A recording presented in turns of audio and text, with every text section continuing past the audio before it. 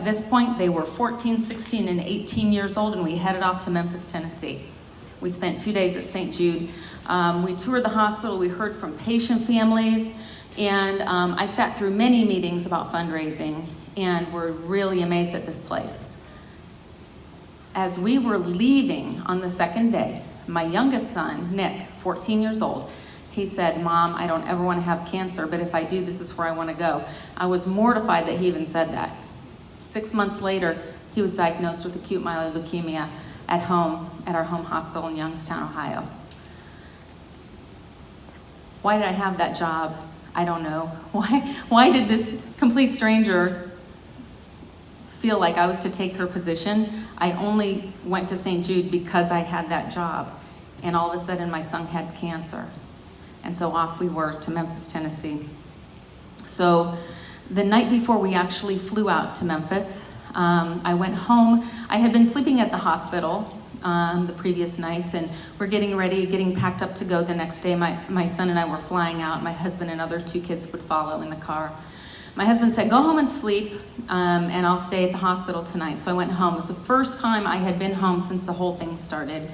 And as you can imagine, I was really holding a lot of really the full emotion of everything that was happening inside, because I didn't want my son to be scared, and I was terrified. I went home, I went upstairs in my bedroom and shut the door. My husband had been doing laundry, and there was a clean stack of Nick's t-shirts on the bed that needed put away still. That was all I needed to see. I sat on my bed and I just lost it. I bawled, I hugged his t-shirts to my chest and just was crying my eyes out. Just began to beg God to let this be anything but cancer, anything else we could deal with, but I didn't want this. At that moment, when I was crying hysterically, and I kid you not, I heard a literal voice, like you're hearing my voice right now. I heard a voice saying, "Wait and see what I will do," and that's it. So much so I stopped crying and I looked to see who was in the room. No one was in the room. The door was still shut. And I took out a pen and paper and wrote that down so I'd never forget those words. Wait and see what I will do, but I didn't know what that meant. Wait for what? How long would I wait? What was gonna happen? I didn't know. I thought all of this whole thing meant that Nick was going to go to St. Jude and that's where he was gonna be cured, right? That would make sense to me. That would make sense. That's not what happened. So just 8 months later, after Nick was diagnosed, he passed away in August of 2006 when he was 15 due to complications from the leukemia. So what was all that about? I all of a sudden had to go back home without my son. You know, it felt like I had not done my job as a mom, because moms are supposed to fix everything, aren't we? You know, our kids fall down and we kiss their little scraped knee and off they go and they're okay, but I couldn't fix this and I was going home without my son.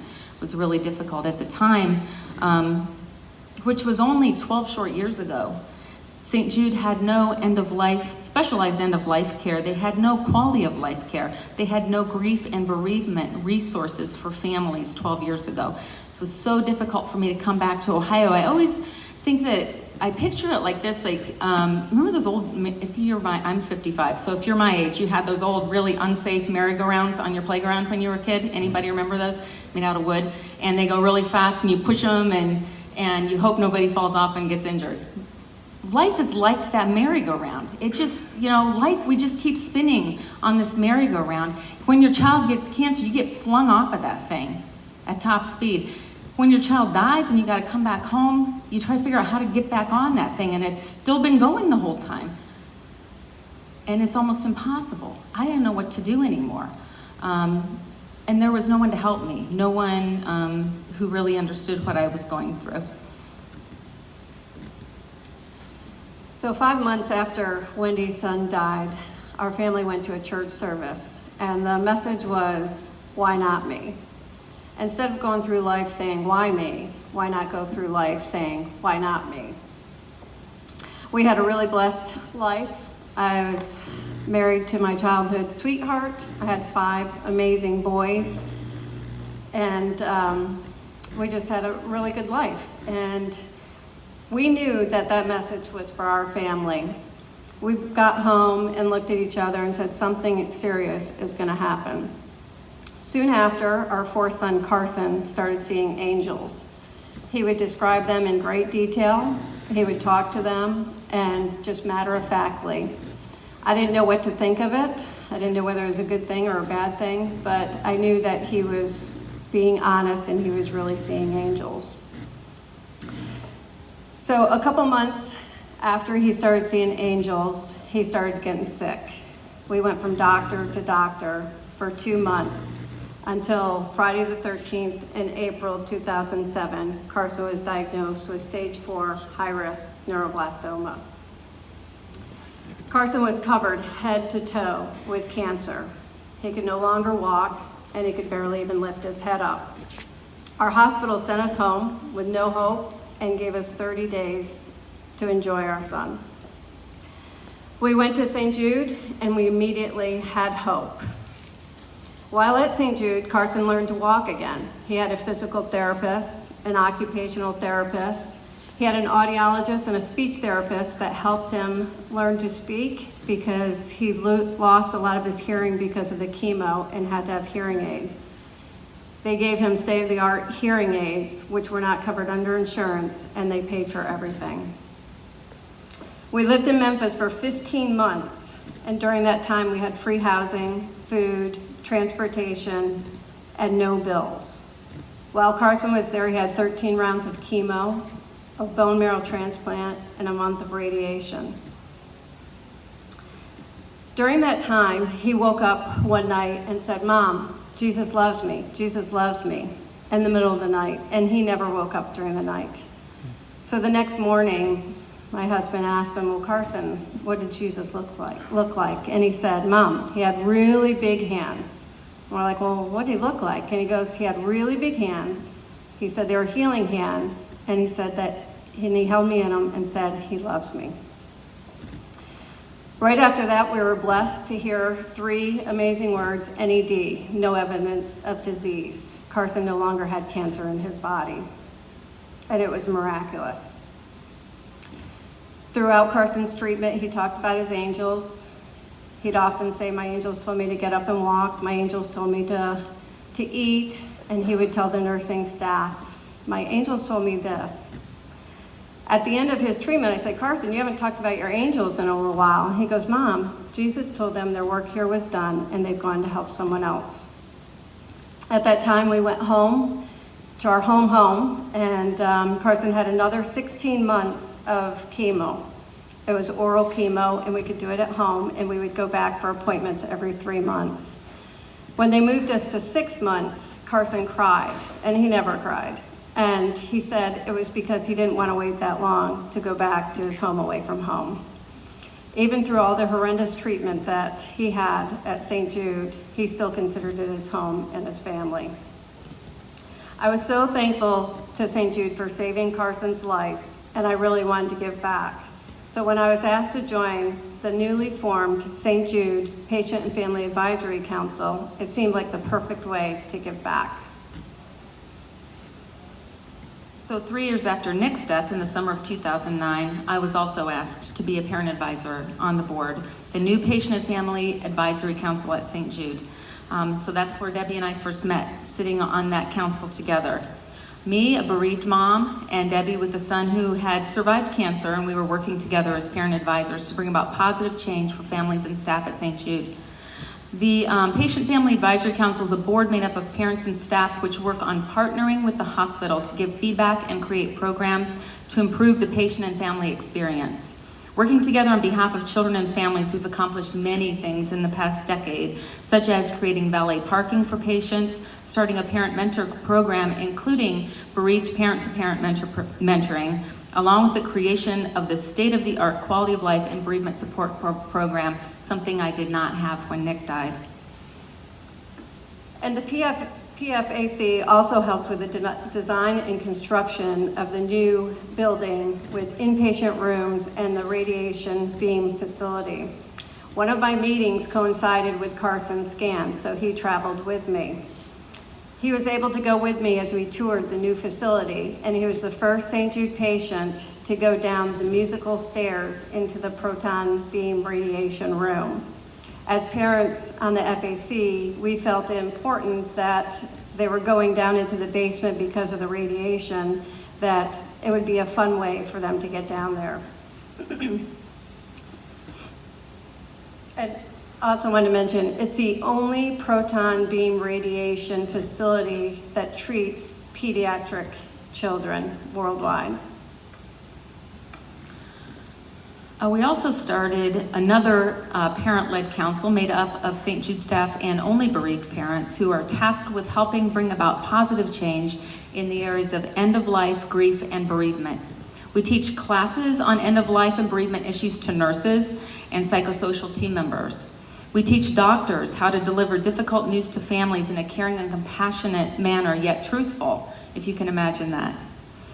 The feedback that we get from staff members says that being able to interact and learn from bereaved parents is the most impactful thing that they have ever been a part of. We're expanding those efforts by hosting our second annual International Pediatric Palliative Oncology Symposium, PPOS for short, this September in Memphis. And we're now working with other children's hospitals around the United States to help them start their own quality of life and bereavement support programs similar to what we've created. Debbie and I have always, as long as Debbie's lived in Ohio, we have planned our travel at the same time so we can fly back and forth to St. Jude together. It's nice to have a travel buddy with you. As you can imagine, we have had many adventures over the last decade, and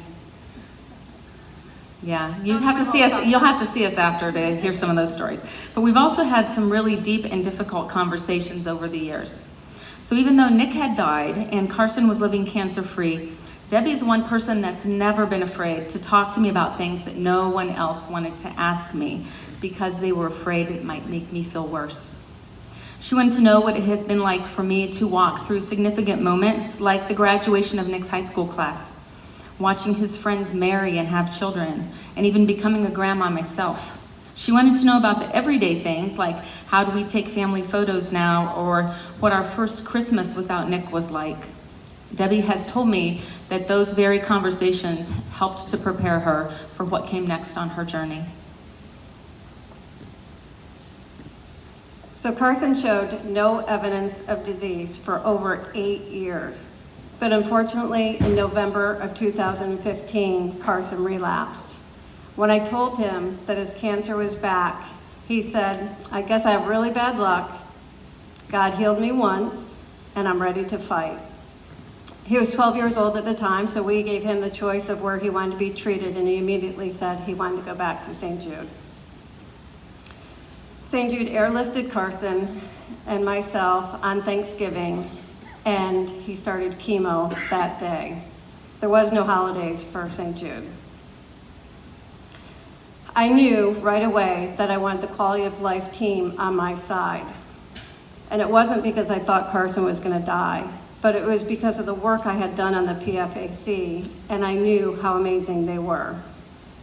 I knew it would make Carson's quality of life better, and that the team would support me and my family through this challenging time. My work on the PFAC became full circle, as I was now a recipient of the new quality of life and bereavement programs. Our quality of life team helped us throughout our treatment with pain management, balancing family and treatment, and even having a nurse come to our housing whenever Carson wasn't feeling well to go to the hospital. Carson had an amazing team to take care of him and his every need so that I could focus just on taking care of Carson. Part of Carson's treatment when he relapsed was radiation.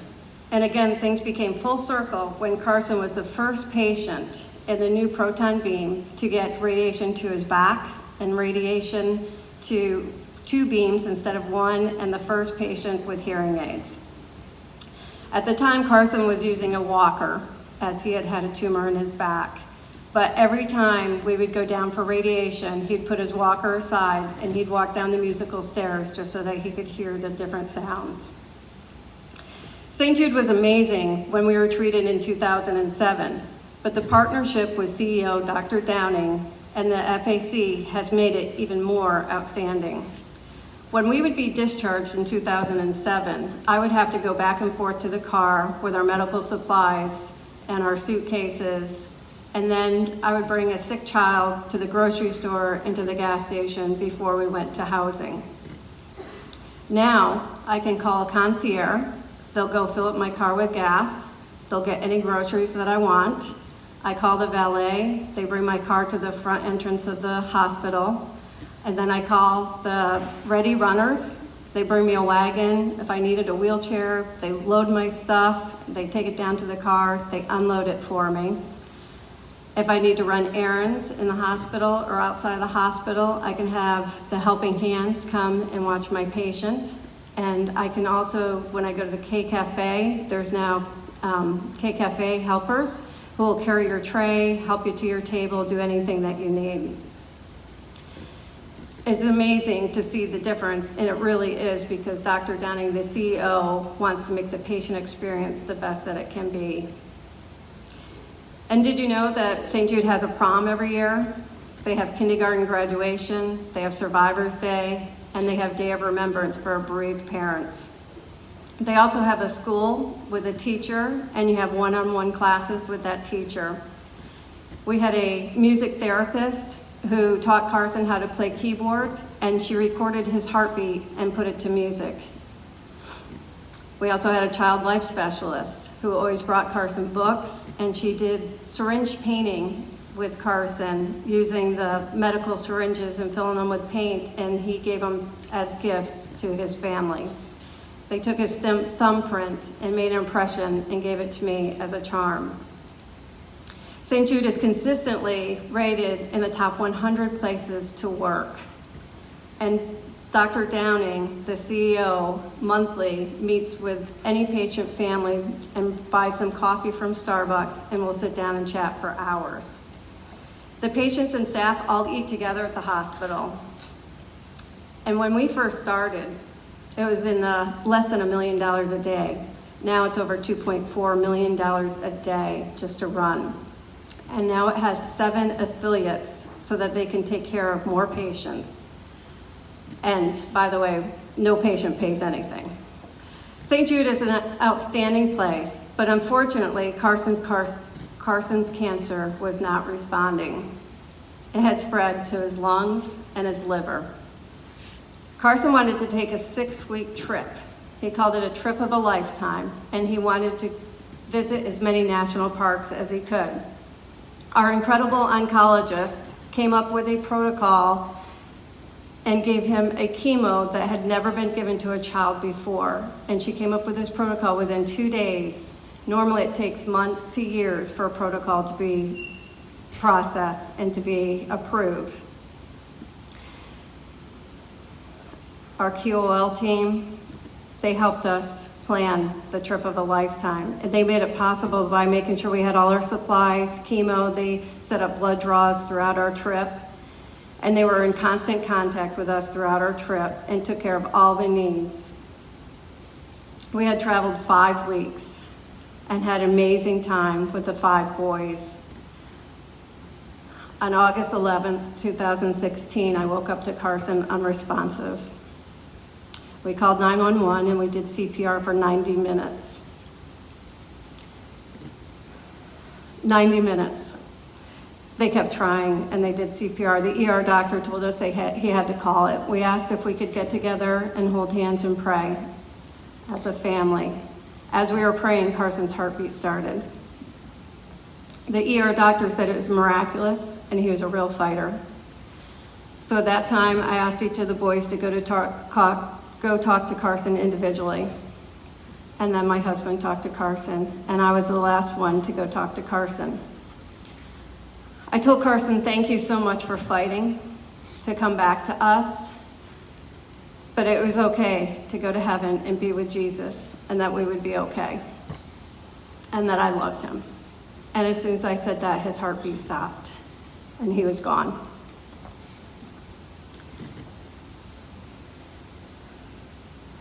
As you can imagine, it's very devastating. Our QOL is It was a time that we needed them more than ever. They consoled us, they stayed with us constantly, and they made all the arrangements for us to help bring Carson's body home. I never want anyone to experience the heartache and grief of losing a child. I miss my son so much every day. And I'm going to continue to fight to end childhood cancer so other parents and families don't have to go through what we have gone through. St. Jude couldn't save Carson. They gave him the best quality of life possible, and they continue to comfort and support our family through this difficult time. Because of my work with the St. Jude Dream Home, I learned that Carson had started seeing angels again before he relapsed. It also explains why he never once complained, and he would often say, "It's not that bad, it could be much worse." He never once said, "Why me?" Instead, he always said, "Why not me?"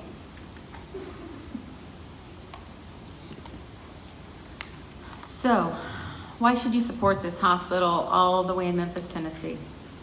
Because St. Jude is actively finding better, more successful treatments for kids with cancer and sharing those findings with hospitals all over the world. So much so that, as you've heard tonight already, overall, 80% of kids with cancer are surviving. But our boys were in the 20% that didn't. So your support is also helping to care for grieving families so that they can survive after such a devastating loss. And now your support's also helping us to reach out beyond the walls of St. Jude to help other hospitals around the globe to care for sick children and grieving families everywhere. Danny Thomas said, "Give thanks for the healthy kids in your life and give to those who aren't." Your support of the Cleveland Dream Home is helping us to make a difference. Thank you for being here tonight. Thank you for listening to our stories.